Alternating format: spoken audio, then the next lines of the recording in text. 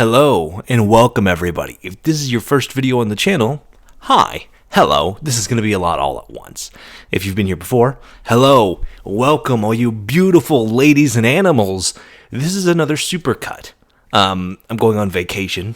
I have a very special video planned for next week, but for this week, I figured we'd just sort of roll it back because it's a little bit thematic. It will tie into next week's video. But this is just a supercut of all of the other punk videos that I've made covering Biopunk, Demonpunk, Legopunk, and all the other made-up bullshit I've gone with, like Nasapunk, Solarpunk, Atomic Punk, all of that. It's not really anything new. If anything, it's just going to expose how drastically my editing style and editing skills, especially when it comes to recording, has changed over the last year. But yeah, this is just a compilation of those punk videos that I was making basically since the Dieselpunk video was the first one that blew up on my channel almost exactly a year ago. So this is kind of just a nice tribute to that. But without further ado, let's just get into it. This is just going to be back to back, all the videos cut up with the endings and beginnings chopped off so that they fit somewhat together like I've done with the Warhammer and Destiny supercuts in the past. You know the deal. Have fun.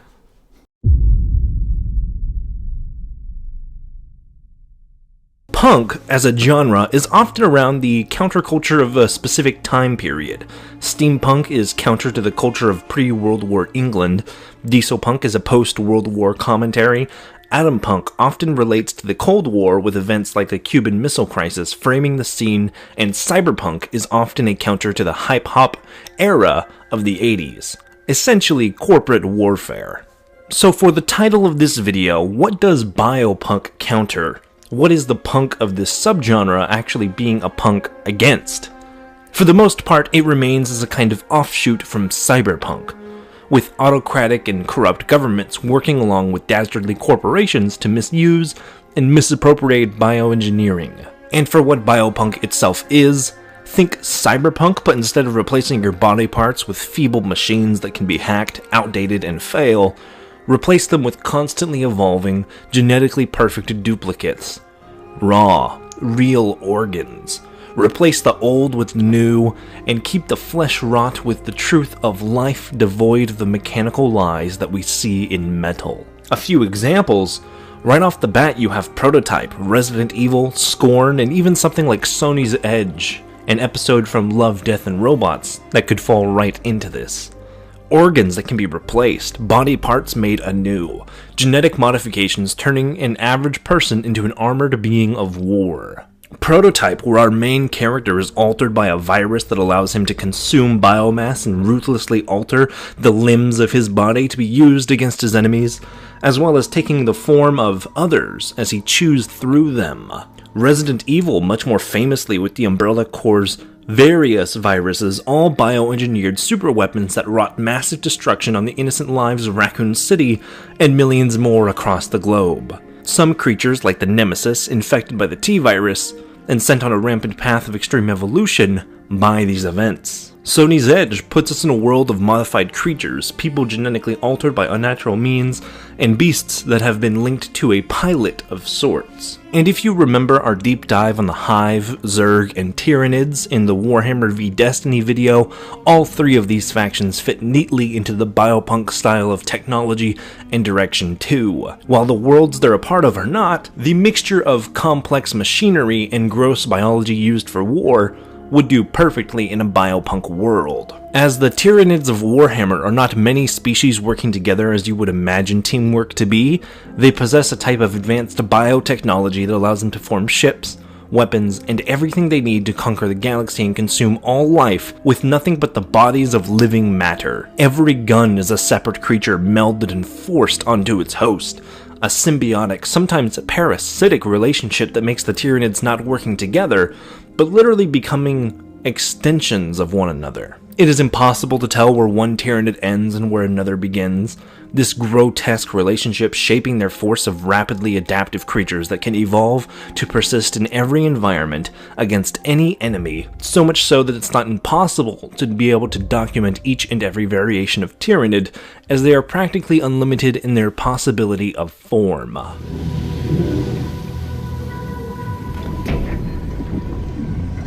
What is it? That is one of our first successful hybrids. Not every story that features biomechanical engineering could be considered biopunk, but you can totally make an argument for the things that do. The FEV virus and other genetic experiments tied to craft perfect monsters in Fallout? Obviously, Fallout itself is not biopunk, but these elements are certainly reminiscent of it. The super soldiers of Gears of War, the locusts who are born of genetic experiments and designed to be a species that could never be defeated, even evolving past extinction? It is close, but I wouldn't call it biopunk just quite. Like with Fallout, just because something features genetic modification does not make it biopunk. Think of Star Wars. This is a space opera fantasy story. It has genetic clones, cybernetic body parts, and more, but you wouldn't call Star Wars cyberpunk or biopunk. Other examples, like that one wild horror movie about an incestuous squirrel baby, Splice? If not biopunk, it at least gives me the heebie-jeebies, and I hope reminding you of it does the same. One of the strongest through lines of biopunk is specifically the focus on viscera, on the body horror of inhumane experiments and unconditional agony of the people within these realms. Have you ever read I Have No Mouth But I Must Scream? Or at least watched the Wendigoon video on it? Think of that, but like everybody, everyone, everywhere. The kind of perverted concept of a skewed scientific reality but blended with the corporate walkdown of cyberpunk. You're not worried about insurance because the EMTs are going to ignore you. You're worried about insurance because if you miss a payment, they'll be turning off, if not trying to repo, your own kidneys. A world where the very limbs of your body can be retained and perfectly replicated as if they were brand new, but all the same being mended into a wall of unfathomable flesh is not out of the question. In the last video, biopunk was probably the most talked about subgenre of punk in the comments. I can see why. Some of this stuff is just, it's pretty horrifying, but in the good kind of way. Minor spoilers, but as someone who's never really played the Resident Evil titles, the RE8 baby is instant nightmare fuel for a reason.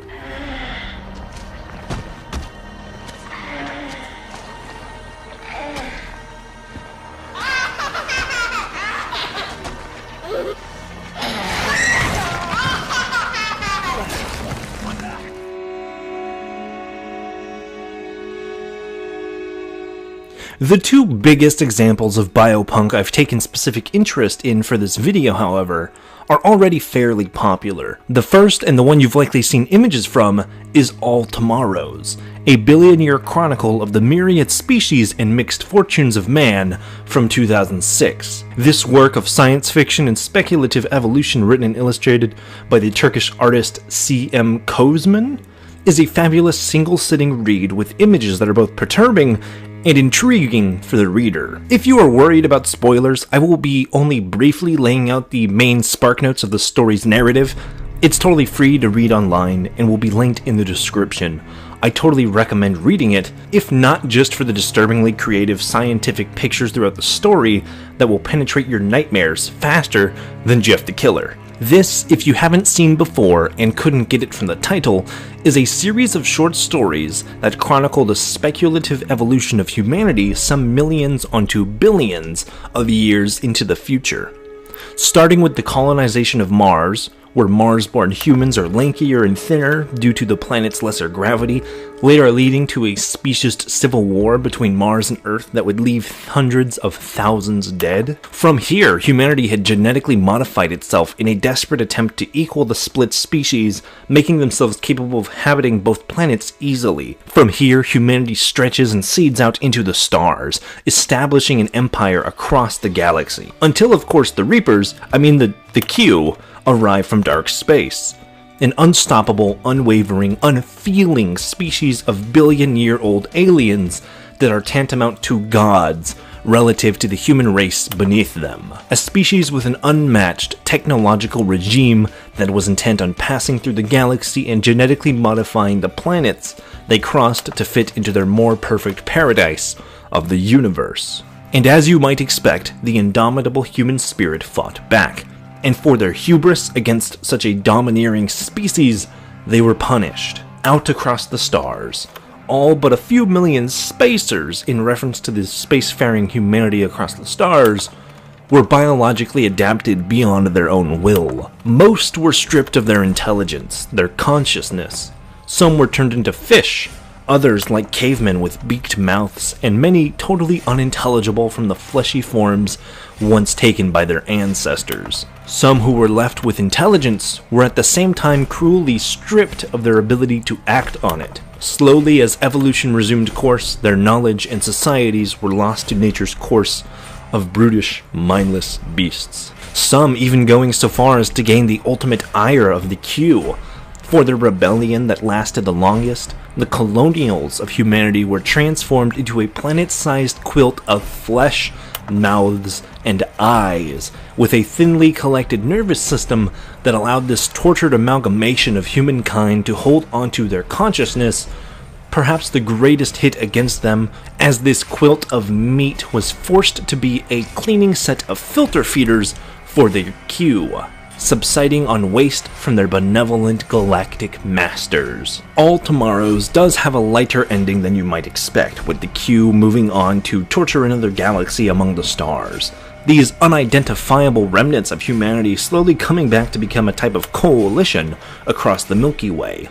A new empire of twisted amalgamations that are an immense far cry from the origins of Soul, with our narrator revealed to be another alien, declaring humanity as we know it extinct, even if the base DNA and biology that spawned all these species remained. Now, even though that is most of it, All Tomorrows is more about the specific small stories of these species rather than the overall narrative. I'd still recommend it for a read. And if you're not a reader, these are like 2 to 4 paragraphs per entry, at least for the PDF version. You can get this out in about an hour, tops.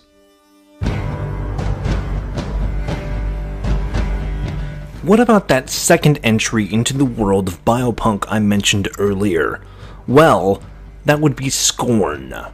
If you've never heard of this, Scorn is a video game that came out near the end of 2022 from a Serbian developer. It has its own controversies as far as the development goes, but that's not what I'm here to talk about. Where All Tomorrows is a much more brief story of genetic modification over the course of literal eons, Scorn is a tightly wrapped package that puts the horrors of Biopunk right before your eyes.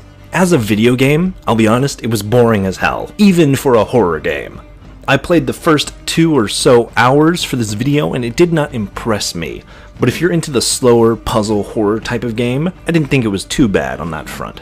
But above the gameplay, I'd argue the strongest part of Scorn is its art direction, the environment, the ambiance, the characters and the world around you, walls and machines integrated with flesh, steel bones making the framework of such an alien world.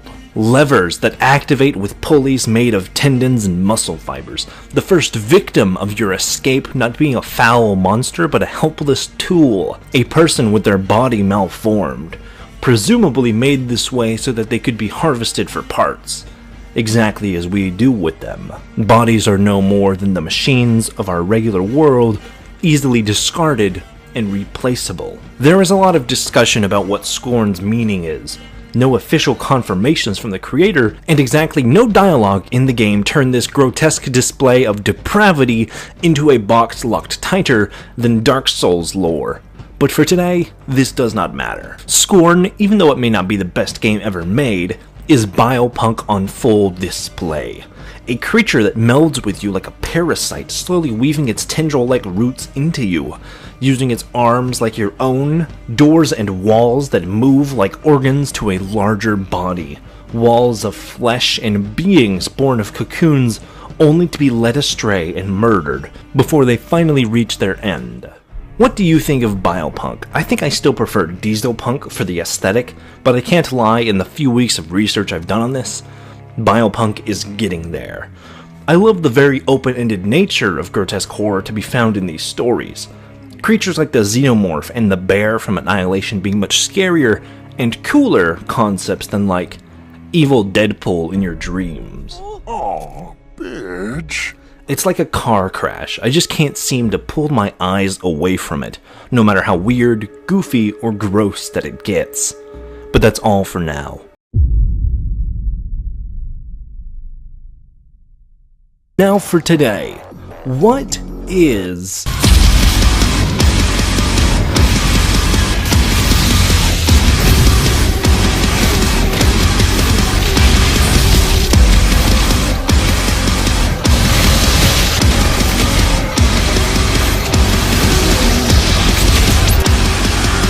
Oh yeah, we're doing this one.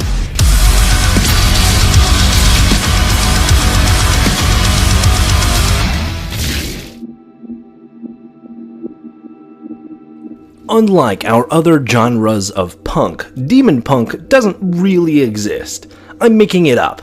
So unlike the other two punk genres we've covered where I went into the history, origins, and further examples of the space, with Demonpunk we will be laying the groundwork for it in this video, for a universe that would fit neatly into this space, and why Doom isn't the sole example of it. Before getting into the video proper, I'll give a short shout out to this World Anvil post that seems to establish Demonpunk as a genre, but it's more of cyberpunk with demons at the helm rather than corporations, which is not what I would classify this to be. As we've talked about before, a subgenre of punk is a reactionary counterculture to the society of any given day and age, with the aesthetics coming from this too. Steampunk is counter to the Victorian age, so steampunk often looks like London in the 1860s. Atomic punk is counter to Cold War militarization, and cyberpunk against the rampant corporations of the 80s, leading us into the modern day. So with Demonpunk, as Doom with our guide, the way that I would define the counterculture here is that of going against established power structures, questioning the ultimate authority and filling in for humanity where faith has fallen. Take our tantamount protagonist, the Doomslayer.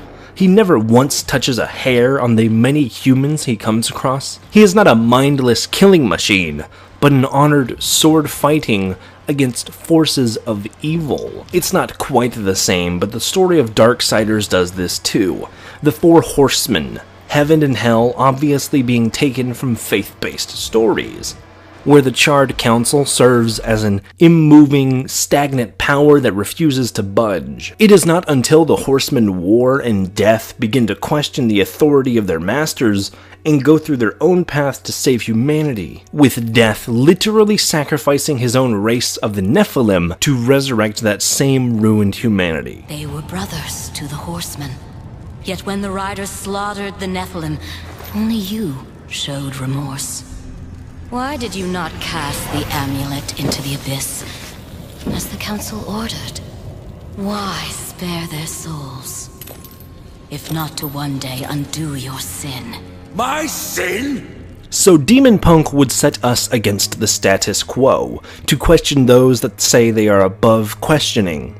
When one asks you to take it on faith, bring your own skepticism into the game. So what of the overarching plot here?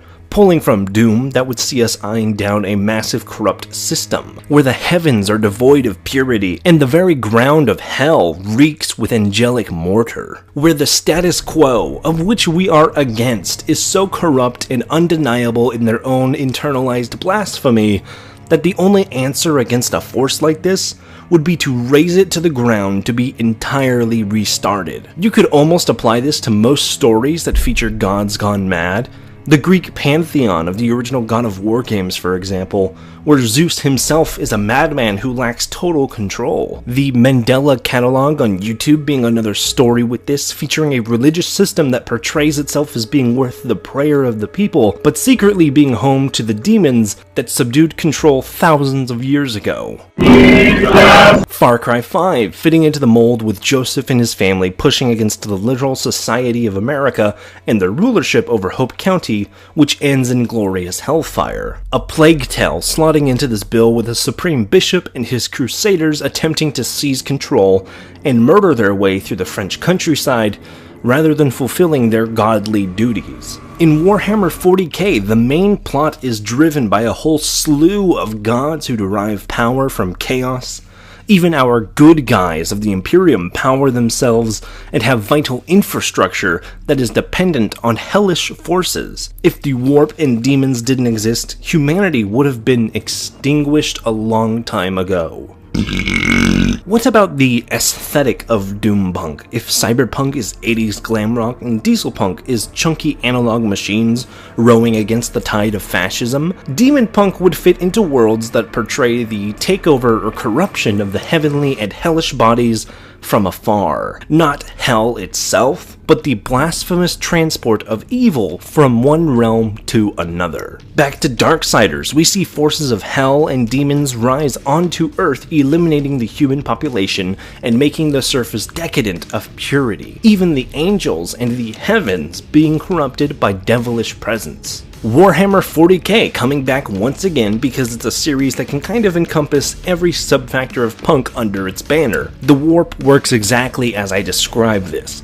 The Chaos Gods portray themselves as honorable, kind, thoughtful, and sweet, when in actuality they are anything but. Demons do not birth more in the regular manner, but they take over and corrupt places of existence bit by bit, overwhelming and corrupting a planet as they go, bringing the surface of hell to the mortal realm so that they may put forth their own crazy structures in place of mortal ones. It also helps that even the good god is tantamount to a fifth chaos god at this point, with Big E subsiding on thousands of souls every day. I don't think necessarily the technology of these stories is as important as it may be in other punks, for the main source of power normally comes down from magical means, often straight from hell itself, meaning a Demonpunk game or story could be set in any time, across any faith system, and feature any many levels of complexity, from stories that ask for a lot of leeway or nuance, to those that are about as subtle as a weapon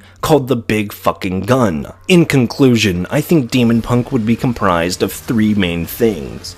First, being the religious counterculture becoming more popular now than ever today. Second, being the corruption and devious relation of said religious power structure. And third, being the technology or even lack of, with the powers of the universe being drawn from the demonic or faithful systems already in play. Obviously, Doom is the basis for the subgenre, but with these guidelines in place, what story, game, or movie is out there that you think encompasses Demonpunk the best?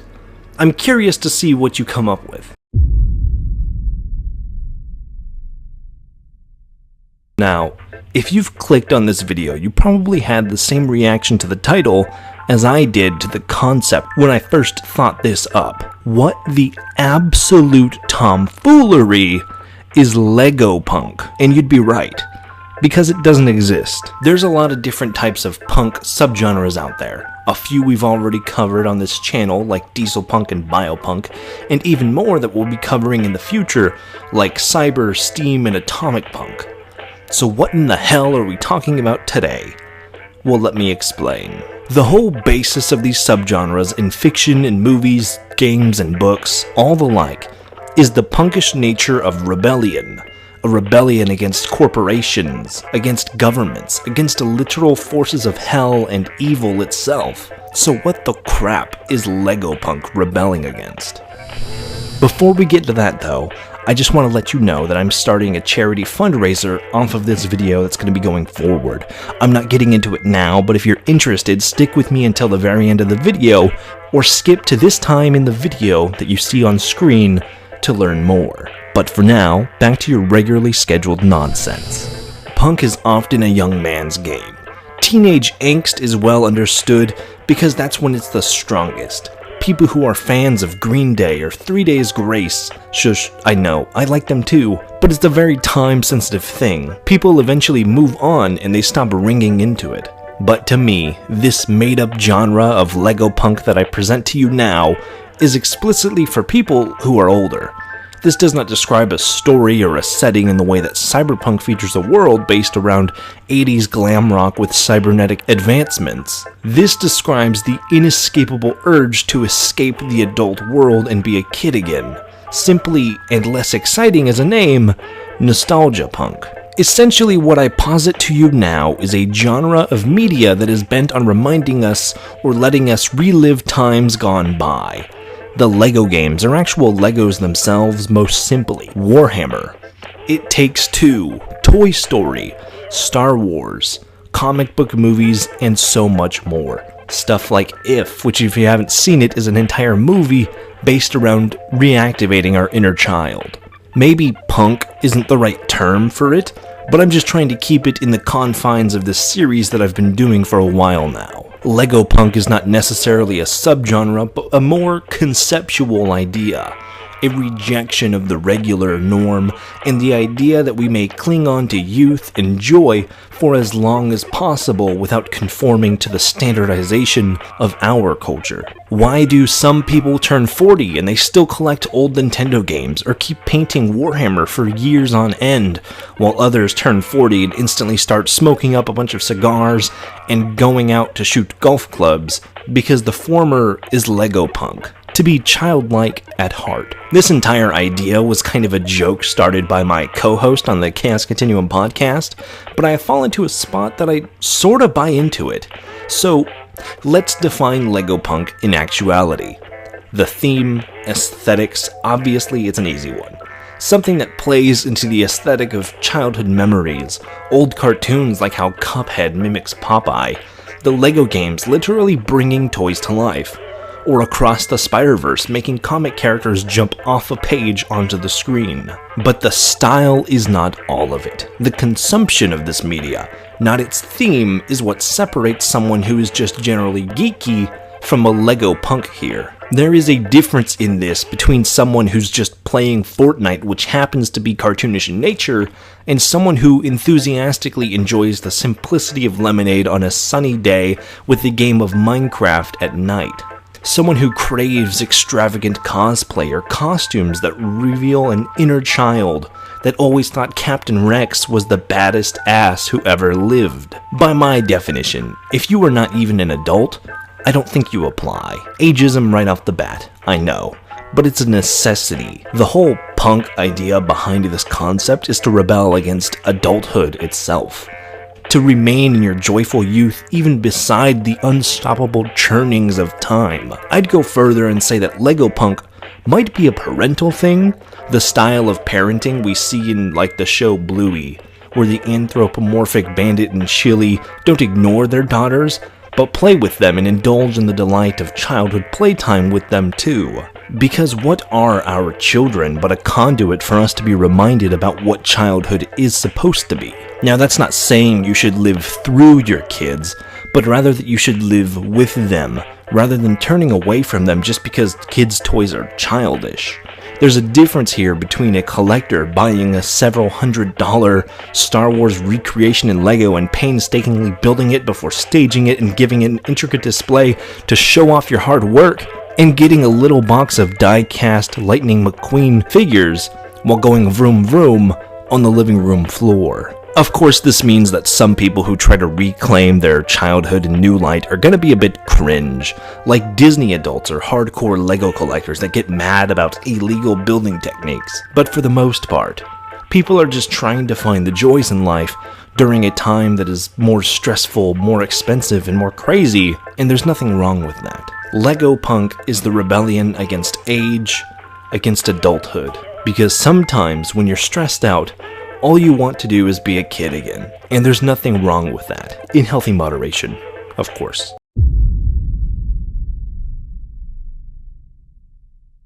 But for today, we delve into the Cold War stylings of atomic punk, very much guided by this space race, retrofuturism, Futurama, and everything sleek, simple, and classy.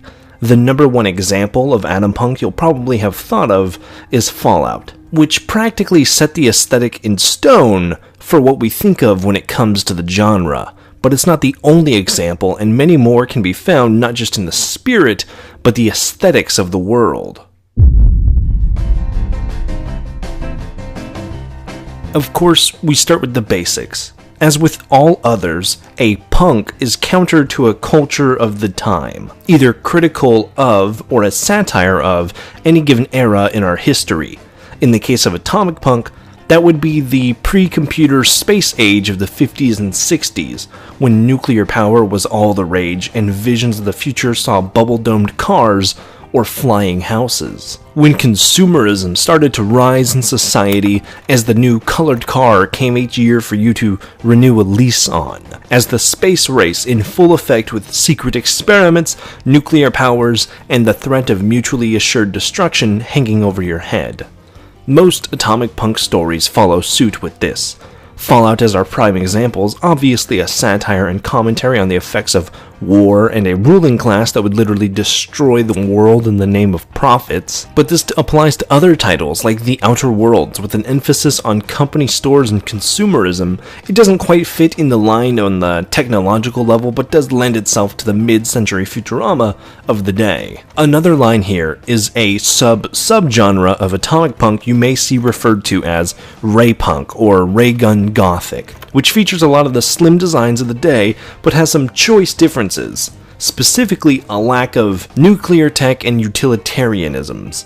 In short, something that is ray punk or ray punk gothic is more like concepts of the future, whereas the atomic punk we talk about today is much more bent on portraying a realistic representation of the future, at least realistic in the sci-fi kind of way. But the two share a lot of similarities in the aesthetics of the day, mid-century culture and clothing, greaser leather jackets over the top of white tank tops and blue jeans, military garb, and propaganda throughout the world that portrays the enemy, often in the lens of the Red Scare, Russia, and China as the ultimate enemy of democracy, republic, and the nation. Cars with sleek fins on the end and jet engines that pop out of a comic book. Literal ray guns and alien men from Mars with technology covered in simplistic coils, rings, and smooth surfaces. Compared to the dirty textures you'll find in a diesel punk or the heavy density in a city street like Cyberpunk's Night City. Atomic punk is simple and sweet, classic Americana. Hot dogs, baseball, all of that good, patriotic stuff. Now, it's essentially impossible to ignore Fallout as what we think of the grandfather of Atom Punk. Of course, the genre began in the same era it's derived from, with stories like the Jetsons, Speed Racers, and others, but Fallout is the domineering example of Atom Punk we have to look at. And it's easy to see why. It checks all of the boxes. Mid-century culture with 50s Americana, cartoonish designs from playful sugar bombs, Abraxo, Vault-Tec, and other companies taking on adorable mascots. Nuka-Cola taking the shape of a rocket. Everything in the world being obsessed with capitalists versus communists. Red Scare and McCarthyisms roaming rampant through Hollywood. Robots that are advanced but practical in their design. Equipment powered by nuclear generators, everything from cars to planes to power armor, and even some guns. Monsters and beasts that go right in with Conan the Barbarian. Grognak the Barbarian. But Fallout is not the sole example of Atom Punk either. Stories like The Incredibles with their future past world. Sleek vehicles and trains, that same mid-century feel on a more noir superhero level. Destroy all humans, playing right into the classical ideal of ray gun wielding alien greys who come down, take cows, and blast people away. Even newer titles like The Invincible or Deathloop, taking grand inspirations from the old Soviet era designs and architecture, the bright pre-computer colors that focus on high contrast bold highlights to stand out. Another you might have thought of right away was Atomic Heart, and while it nails the atmosphere of Atom Punk being very over the top and featuring a lot of the same character we might ascribe to Fallout, the technology itself of the game can get a little bit cyber and stray away from it, but for the most part I'd agree to lump it in with the others. And with that, we have Atomic Punk. Let me know what you think of the genre down below. If it's your favorite, if it's one that you like, if there's any outstanding examples of it that you really enjoy that I did not mention here, all that good stuff, let me know down below.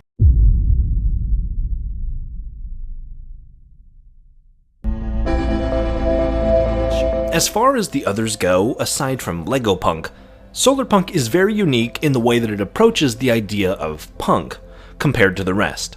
Most often when we think of punk, it's acting in rebellion to some domineering power structure. Whether that structure belongs to corporations, religion, the Nazis, or anything else, there's something we rebel against. Whereas in Solarpunk, the counterculture we see here is rather an optimistic look into our future, rather than a sci-fi reflection on our past.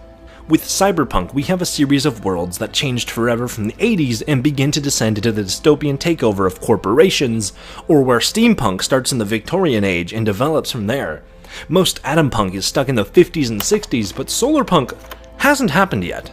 Of course, none of these have happened, but what I mean by that is the idea of Solarpunk is speculative. It's not a message of if-then, it's more so an idea of maybe if. Asking what we can change in our own real future in a way that protects the world around us while advancing the technology that we currently use. Rather than relying on harmful fuels that spew hundreds of trillions of pollutants into the air, corporations that put profit ahead of human lives, or alternate histories where we go all in on nuclear energy to the point of a nuclear winter, Solarpunk asks something of us. It asks us the idea of what if? What if we relied more so on clean green energy? On solar, on wind, on hydro, on fusion, and all of that up to the 11th degree. Rather than a harmful world that might have happened, it shows us a world that could happen. The term itself was coined in 2008. The Beluga Sky Sails inspired an anonymous author to write about a future where we use renewable energies to fuel our society. Taking this speculative technology of steampunk and applying it to a very do-it-yourself homestead-type living of setting, and with this blog entry, From Steampunk to Solarpunk, the genre was born. Think of high-tech and cyberpunk, but rather than taking today's rampant overuse of capitalist overproduction and redundant consumption, Solarpunk sees a future where people live in tandem with nature, not unlike the feudal homesteads of the colonial period, where windmills, small farms, and local livestock are kept simply to keep humanity going in a peaceful coexistence with nature, rather than the non-stop cutting, consuming, and rejection of it we see often in the modern day. A world where people live off exactly what they need, rather than requiring loads more for the pedantic sake of just having it. As a newer artistic movement, there's very few examples of Solarpunk, at least those that are intentional. There's stuff like this Chobani yogurt ad, but most examples we see are stories that will have the Solarpunk title retroactively applied to them. Grabbing onto the idea of reused and green technology, Solarpunk focuses mostly on minimalist but also optimistic ideas to use technology in tandem with classical ideas of living off the land. Digital tech that makes life more convenient without coming at the cost of our world, unethical labor, or consumption of things around us. The genre on a whole is very focused on optimism. Specifically with the rejection of pessimism found across many fictional stories up to and past the 2010s that were oh so prevalent. In the way that Cyberpunk is incredibly harsh in its depiction of late-stage capitalism, Solarpunk attempts to be kind and uplifting of all individuals living on their own, separate from a larger system that often leaves hundreds by the wayside. Where Cyberpunk attacks specific entities in a system, the corporations, Solarpunk acts as a foil that attacks the foundations of our system itself. Cyberpunk has an issue with the corporations. It's not necessarily anti-capitalist. Cyberpunk is a warning, whereas Solarpunk is a promise. Its main focus is on useful technology, things that serve a definitive purpose and help make life easier, with a focus on egalitarianisms and equality for people of all kinds, living in smaller ecological villages that provide and survive on their own, rather than the tumorous existences of others in a setting like Dieselpunk, lacking redundant things like supercars, private planes, yachts, overexpensive consumerist watches, subscription services, overpriced lattes, and all things that are peddled our way, a $130 stylus, or endless smart devices that serve the primary function of collecting your data and selling it for profit. Solarpunk has none of this. Everything serves some purpose that works to better our lives. Windmills with targeting software that allowed them to turn and keep the maximum efficiency going, waterways, and intricate systems of bridges, rivers, and dams that work to keep the landscape balanced for the region that they inhabit, the humans who built it, and the animals that live there. Ideas like the very real nature bridges. If you haven't seen these, it's essentially a raised bridge that connects forests over the top of interstate highways, allowing all sorts of animals, from deer and bears, to gophers and squirrels, to cross human infrastructure while also keeping them safe from harm. And if you've ever driven on a highway in a wooded area, you'll know just how dangerous something as simple as a morning commute can be for the animals around us.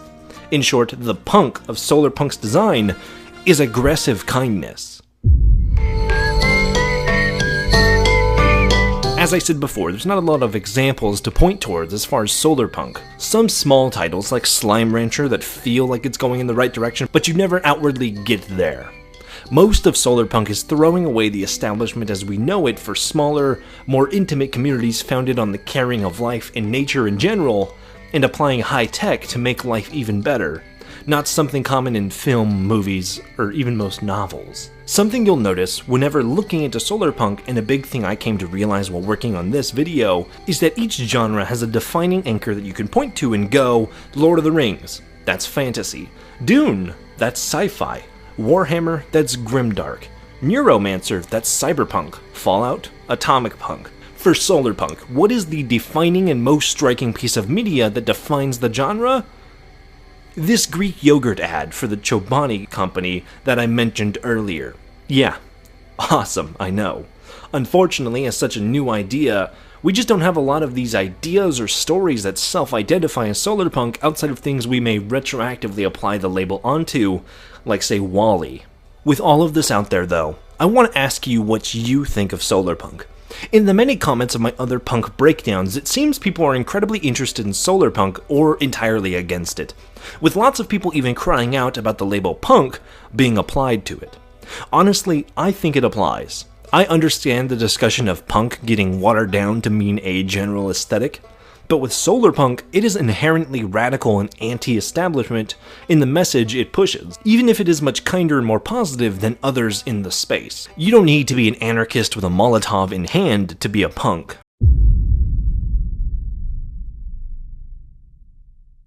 Massive stacks of steam, horse-drawn buggies boosted by little mini engines, Victorian children kidnapped by time-traveling professors.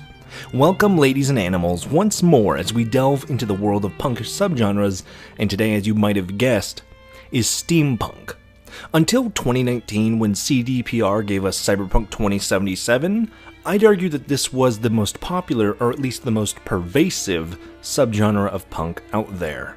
You can see steampunk all over the place, from cartoons and movies like Disenchanted or The Wild Wild West, to video games like Bloodborne, The Order 1886, Assassin's Creed, and even famous books like H.G. Wells' The Time Machine, one of my favorites growing up. But what makes the genre unique? Besides the emphasis on steam power or Victorian influences, what separates steampunk from diesel or cyber? Well, stick around and let's find out the answer to just that. As always, if you like this video and want even more, feel free to subscribe to the channel and comment down below to let me know what you think.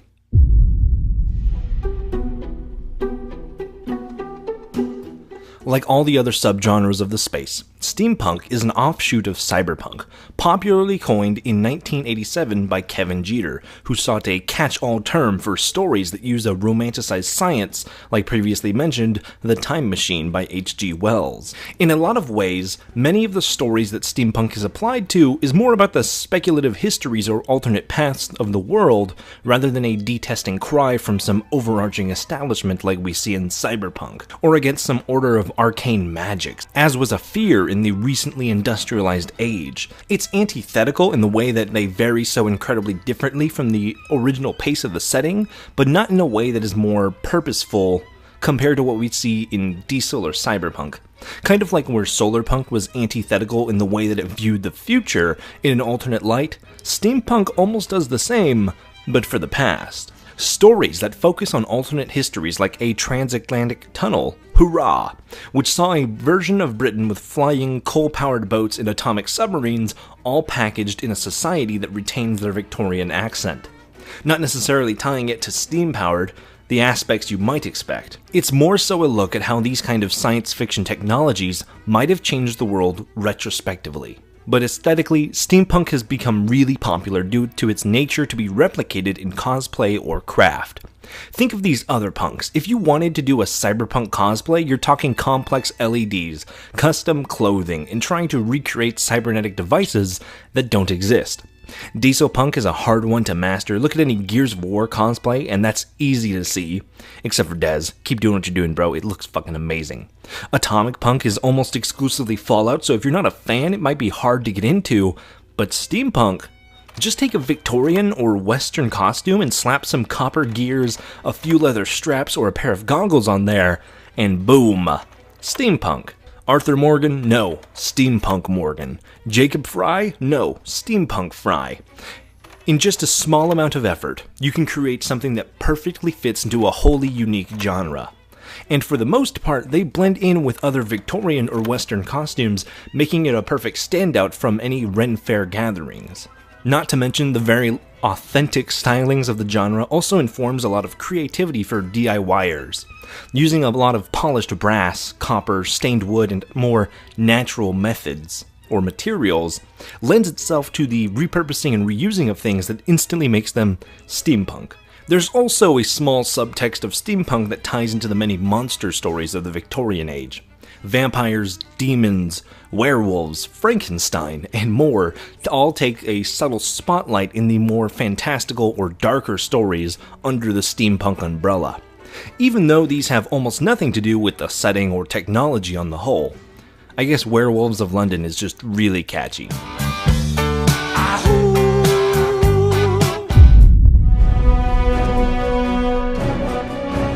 As we touched on briefly, steampunk is pretty plentiful in media. Movies of all sorts that often play into the more magical or fiction sides of the genre. Van Helsing's monster hunting in pseudo-Victorian style. Howl's moving castle portraying a magical world of wizards who can summon strange abilities partnered by the explosive technologies. With as straight of a face as I can imagine, Abraham Lincoln, Vampire Hunter. That is not a joke, that is not a parody, that is a real movie. Look it up. It's amazing. Of course, the Disney classics in Atlantis and Treasure Hunter showing off some awesome sci-fi tech based on a more colonial age. Hellboy with the Clockwork Army and other gothic nonsense, although with the themes it could pass for Dieselpunk, it just depends on who you ask. Speaking of teetering the line, one special video game that fits both the arcane, get it, and stylings of a dark steampunk world and Dieselpunk at the same time is Dishonored, a world of magical assassins who use the power of a dark figure, the Outsider, to teleport, grab, rip, and stab their way through city streets, striking from the shadow and dominating in a world that is very timeless in its setting.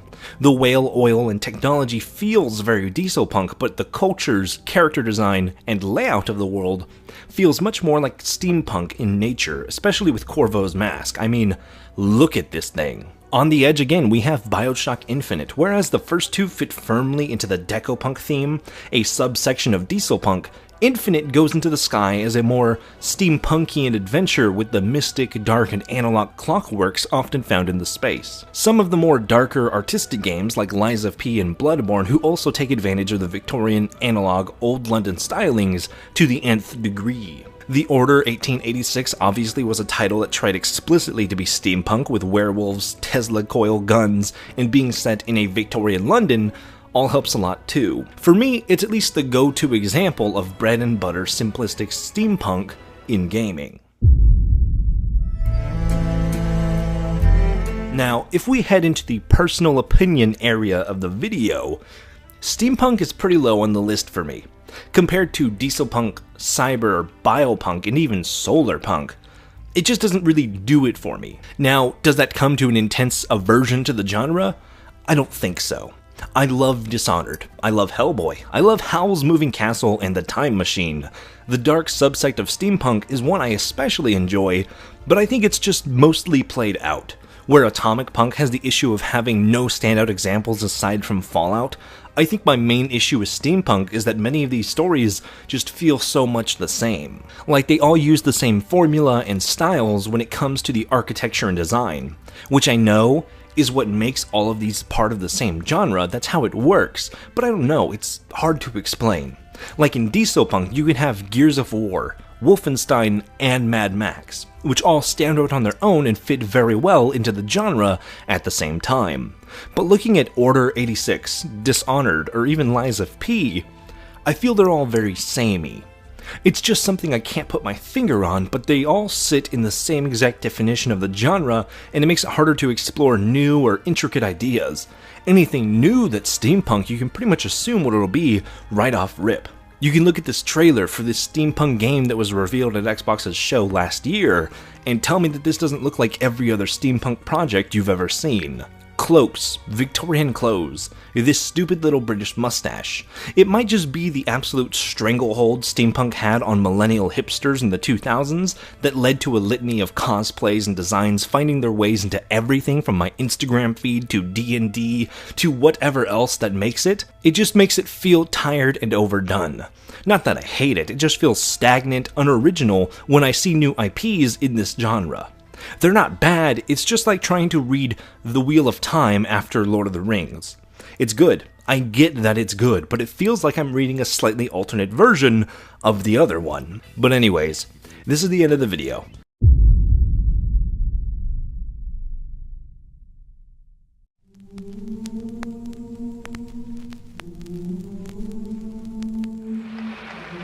We choose to go to the moon in this decade and do the other things.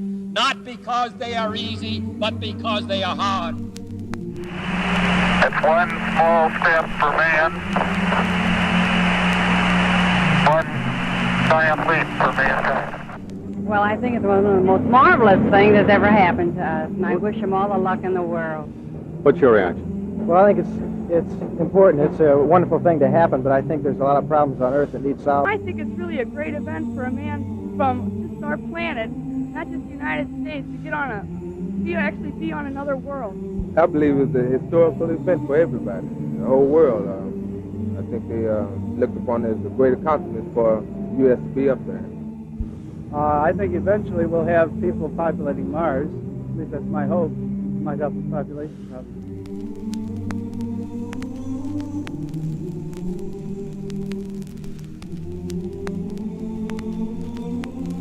Welcome all you beautiful ladies and animals once again as we delve into one of the nicher and more nebulous punk genres out there, Nasapunk, or cassette retrofuturism. From the steaming pile of garbage that is Starfield to the glorious sci-fi classic of the Alien movies.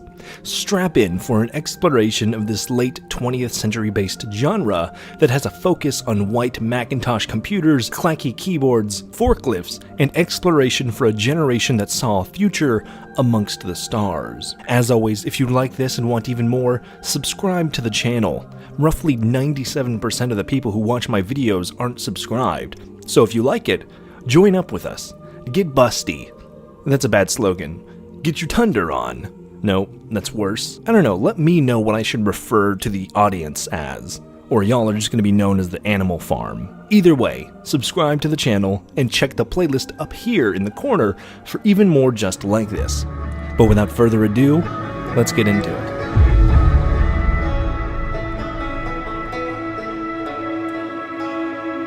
Now, the term Nasapunk, as far as I can tell, hasn't really come up at all until Starfield, a sci-fi game about exploring space by Bethesda Softworks. Now, cassette retrofuturism has been a thing for a long time now, technically starting around 1968's 2001 A Space Odyssey, and even featuring prominently in the classic sci-fi stories like Alien. But this is the hardest one to stretch into the punk subgenre. Now look, I can make the stretch for Biopunk, Legopunk, Solarpunk, etc. But with Nasapunk, this is our first subgenre that is entirely focused on the aesthetic and American values of NASA in the 1960s during the Cold War, rather than being based in some punk movement. You can maybe make a case that it's punk in the same way that vouching for NASA to be spending money on exploration is more punk than sending all that cash overseas to blow up children. But even still, I'd call it the greatest stretch we've made so far. For the most part, Nasapunk, or cassette retrofuturism, Jesus, fucking long name, is taking the aesthetics and ideals of an America that wanted to and vowed to visit the moon in the midst of the Cold War. Now, most of the explanation for this I'm taking actually from a Reddit post by user Lando Free, Homo Slave. Great name, that is. Because I think it fits perfectly into how I would also describe the Nasapunk or hard sci-fi aesthetics of this subgenre within sci-fi. You remember the second episode of Futurama, where Leela can't understand why Fry is so obsessed with the moon, calling it a lifeless, barren rock that nobody cares about apart from the tacky amusement park? Those who see Starfield aesthetic as generic are Leela in this situation. Todd is Fry. I think the general aura of this retro-futuristic design is calling to a bygone era, of a time when people looked to the stars with a sense of awe and wonder before the hyper-fantasy sci-fi stories of Star Wars, Warhammer, and Mass Effect changed the ways we saw spaceships forever, and this is reflected in the architecture of the designs. If you look at a real-world space shuttle, at the ISS and other space tech of our own, it has a certain simplicity. Going to space is hard. It's an immense effort. It takes a lot of fuel to shoot stuff up, and the more stuff you have, the more fuel you need. It's a never-ending cycle. Everything serves a purpose. Everything is designed perfectly for one reason or another. And everything has to be reliable. Electronic servos can fail. A manual lever, much less so. So like in real shuttles, the ship design within the worlds like Starfield or Alien feature incredibly practical layouts. Hundreds of thousands of menial switches and dials and levers, screens upon screens of data and information. Unlike your generic sci-fi where the technology is tantamount to magic, with holographic screens, faster than light travel, or what's literally a cathedral in space, there is some basis of reality in these stories. Not that they are true-to-life speculative stories, you still have the alien monsters, the Dovahkiin in space, and windstorms on Mars dozens of times more powerful than the Red Planet could ever produce. But they make the attempt. The larger spacesuits and use of materials and designs we see in modern or even retro rockets. Massive blankets made to protect from the heat, machinery covered in silver or golden foils, and massive satellite dishes. While there is pretty much no punk to be found, it is still an interesting concept to explore. How do we do sci-fi while pertaining to the rules of reality? Or at least paying homage to the way things are done in a realistic adjacent way? When it's done in that direction, I'm all for it. As a punk, this is the first one we've covered where I think the label is being used just to establish an aesthetic devoid from any other underlying topics.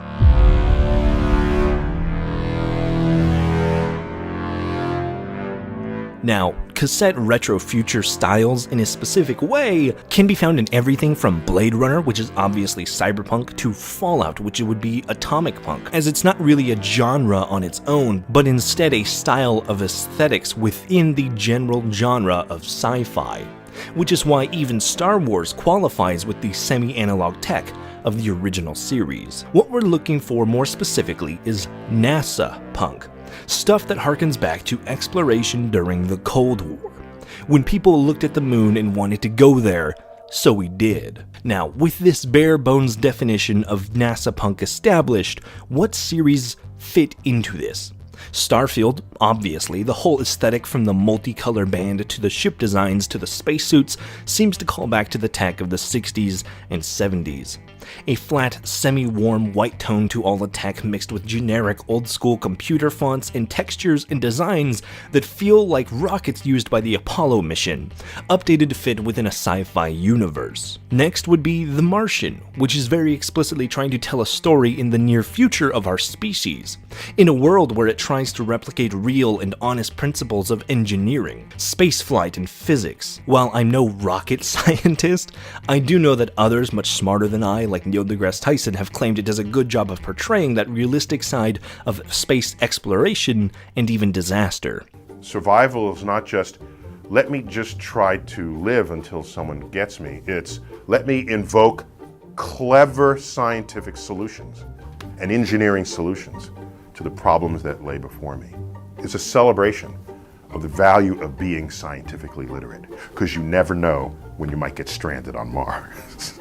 Alien, as we brought up before, gets a little into biopunk with the engineered xenomorphs and the designs of H.R. Geiger obviously going on to inform artists in the future, like those who had made the game Scorn. The ships themselves feature a very retro-future look. Everything is simple, yet blocky.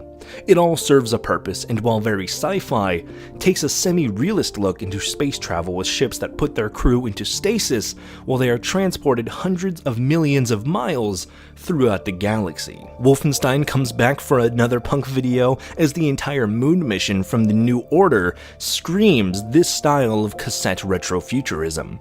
We see the same white blocky tech backed up by space guns and analog computers, but with more of that classic Wolfenstein Dieselpunk twist on top of it. Which also the same goes for Deathloop, trying to harken back to a bygone age of the 70s, although it is at the same time kind of lumped into Atompunk, which we had talked about before.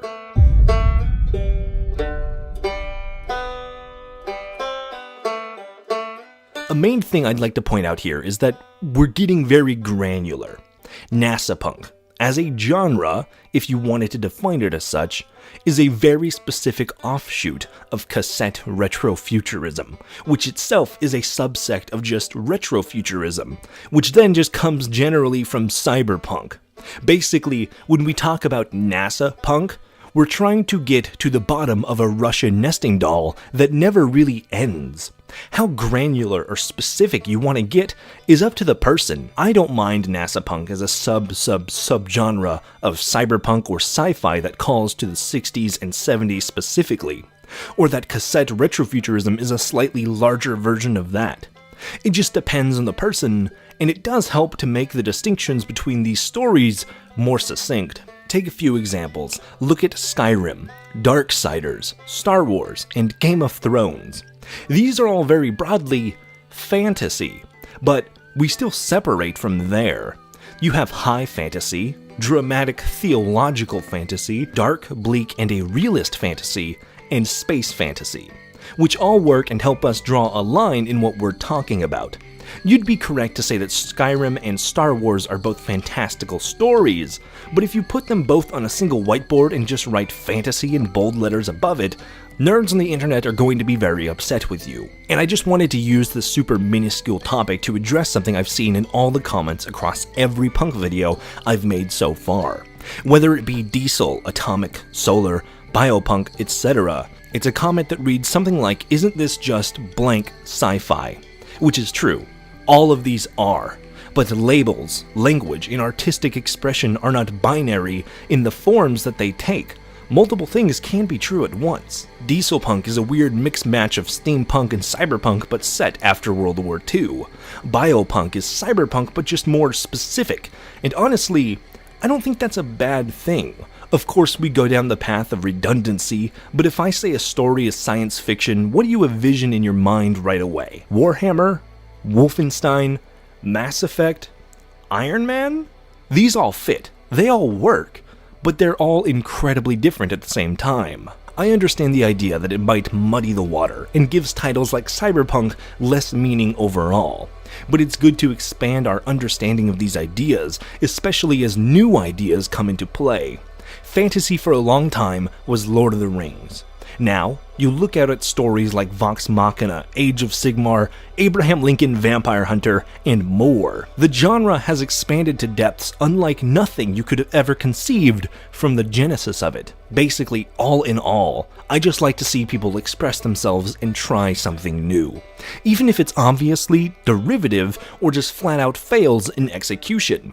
Art lives and dies with new ideas. If people stop trying to express their ideas with new concepts or genres that flesh out something that already exists, well, you just get the MCU. And I'd rather have 50 bad stories with passion and thought put into them than 10 alright stories that all read exactly the same. This was my complaint with Steampunk from before, or The Wheel of Time, and I stand by it. Art, writing, creativity at its core. This is how the symphony of human emotions are portrayed to us, how we can share information about how we think, how we feel, and how we imagine endlessly.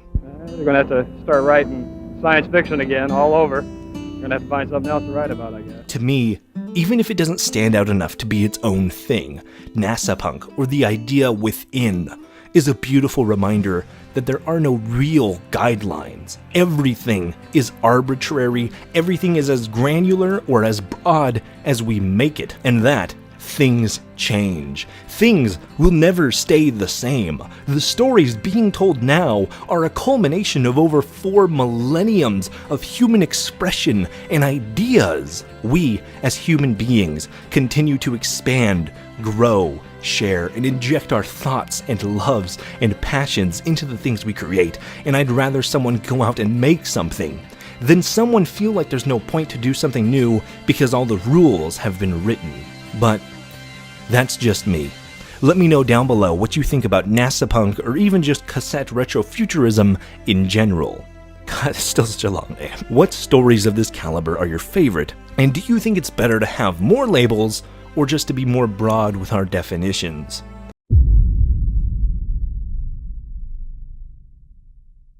Low life. High tech. Chooms don't get off easy in a place like this. Hello and welcome, all you beautiful ladies and animals, once more as we delve into the progenitor, the origin of the genre, the father of punk, at least in terms of writing. Cyberpunk.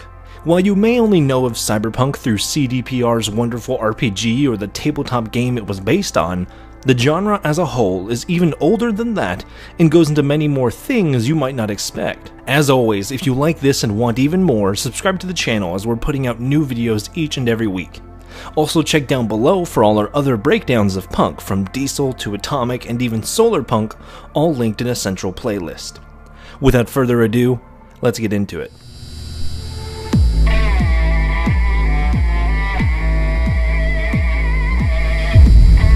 The first time this word was ever used was in a title in 1980. A short story by Bruce Bethke later published in the Amazing Stories in 1983. From here, cyberpunk had caught on and a new genre of dystopian sci-fi was born. In 1984 came what many people think of as the birth of cyberpunk. A book titled Neuromancer by William Gibson was published. This was not the first example of the genre per se, but certainly laid the groundwork and foundation for the genre of its own based on the punk movements of the 80s. This is where we start to see the slang like flatlining, or influences of Japan and the samurai-esque aesthetic on the genre that is so now obvious in the space. The next most influential entry to the genre was a tabletop game released in 1988 by Tellurian Games and written by Mike Pondsmith, Cyberpunk, or as it's known commonly today, Cyberpunk 2020 or Cyberpunk Red. This set the stage of the genre in a much more cultural underpinning, playing a role to the genre's longevity in the same way that Dungeons & Dragons would do for fantasy. Of course, the board game itself is not the cultural juggernaut that made Cyberpunk a household title, but what it had inspired did.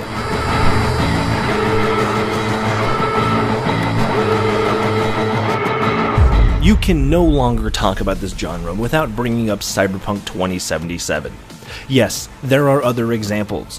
Judge Dredd, Blade Runner, arguably Dune, The Shockwave Rider, Count Zero, RoboCop, Total Recall, Akira, Alita Battle Angel, Ghost in the Shell, and so many others, including all the things that these many titles have inspired themselves. From Scorn to Fallout to every other punk genre out there, we cannot talk about how powerful of a resurgence Cyberpunk had without Johnny Silverhand and V at the wheel. This is no longer a niche subgenre of sci-fi that features in the background of some games or movies. In literature alone, Cyberpunk would not be the cultural giant it is without CDPR's gigantic game that took the world by storm in 2020 and has remained the eye of pop culture ever since then, even regardless of its rocky launch. Okay, volcanic, disastrous launch. Everything you think you knew about Cyberpunk is in this game and more. Not only does it replicate the feeling of Cyberpunk in a story that hammers home the main origin of dangerous technology in the hands of corporations that care more about profits than human lives, but it's set in a city so full of life and character that when explored feels so atmospherically different from our own, but also so perfectly cyberpunk.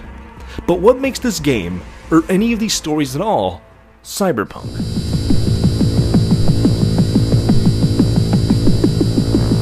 Classic cyberpunk characters were marginalized, alienated loners who lived on the edge of society in generally dystopic futures where daily life was impacted by rapid technological change, a ubiquitous datasphere of computerized information, and invasive modification of the human body. This was the description of cyberpunk by Lawrence Person, an editor of the Nova Express fanzine. For the most part, this holds true in the modern day, a world rapidly changed by technology after the Industrial Age, which shifts so wildly in a way that society cannot help to keep up.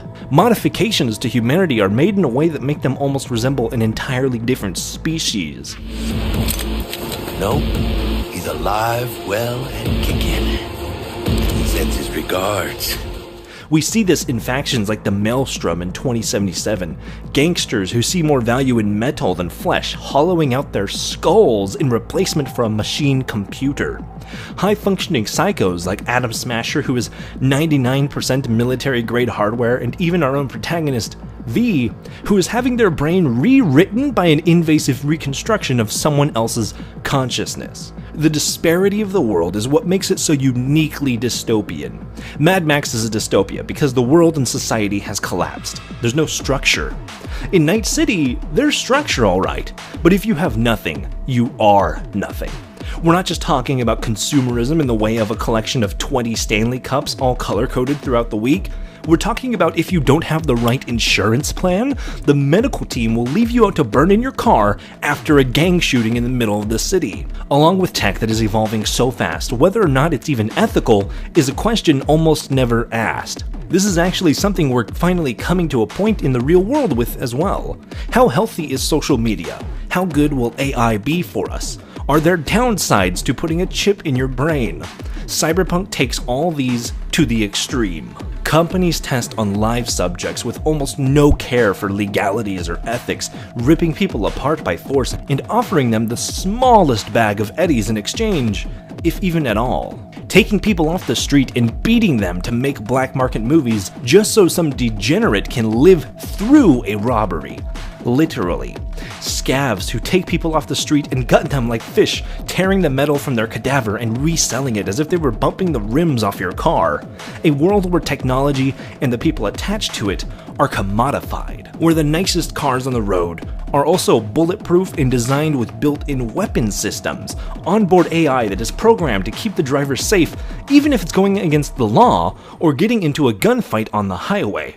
Because cash and profit is worth more than the law. The cultural side of cyberpunk is one that follows suit.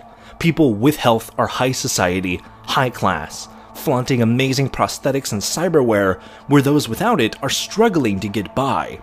Maybe they have a little bit of chrome, or even the most honest people out there, people who are good at heart and work tedious jobs like paramedics, turn to crime and theft in order to scrape by in a dog-eat-dog world.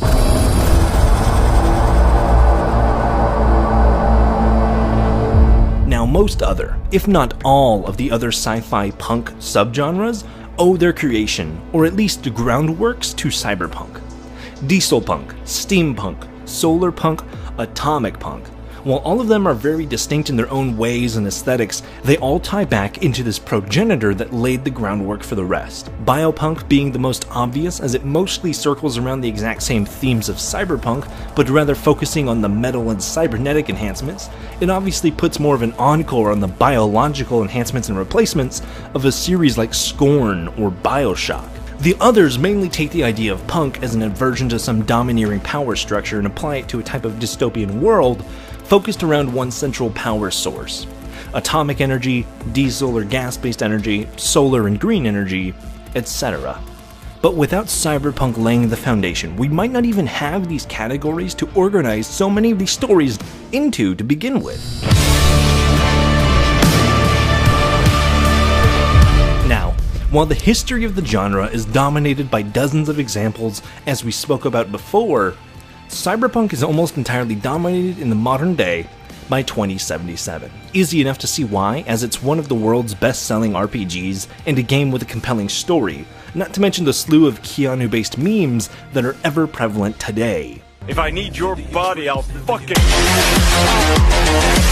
dick. But it still works just as well now as it did in 1980. If you're curious about the genre and have only ever been exposed to 2077 or maybe something like Blade Runner or Akira, check out everything else you can. Read Neuromancer, Ghost in the Shell. All of these classics are classics for a reason. While I still prefer Dieselpunk as a genre, Cyberpunk is one hell of a playground to explore both in the media that's already out there and the ideas you can bring to the table all the same. Watch all these 80s cyberpunk movies. Go play the tabletop game. Go play 2077 and just walk around the world. Or open up a Google Doc and write your own cyberpunk story and make something to share with the world. But that's just my take on it. Let me know what you think about Cyberpunk down below. And please, can we stop trying to refer to it as CP? That just, it doesn't work. I see it all the time, and it's just, it blows my mind how people just type out Cyberpunk. It's not that hard. It doesn't take that long. Hey, welcome to the end of the video. If you've made it, thank you very much for listening and watching to all that. If you've sat through this whole thing, thank you very much. Something very, very special for you next Friday.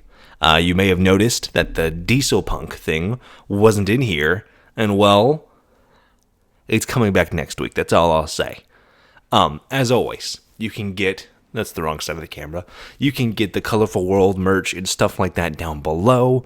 We're still doing that. This is the series that inspired me to make this series of merch, which, again, 100% of the proceeds go directly to my local food bank. I'm not cashing in on it or anything like that. Continue... not handing out, that sounds wrong, that sounds mean. Continue sharing the love and things like that. So always pick up a Colorful World shirt, pick up a Buster shirt, and now there's even Pride stuff on there if you want a Buster McPride something to show off, be prideful about. All the profits from the Pride merchandise is being donated to the Trevor Project instead of my local food bank. So, Pride stuff, Colorful World, regular merch stuff, separate, but all still 100% to charity, or at least whatever I get at the end of it. But that's about it. So, thank you very much for watching. I'll see you next week with something very, very special. And as always, have fun, stay cool, be awesome. Buster out.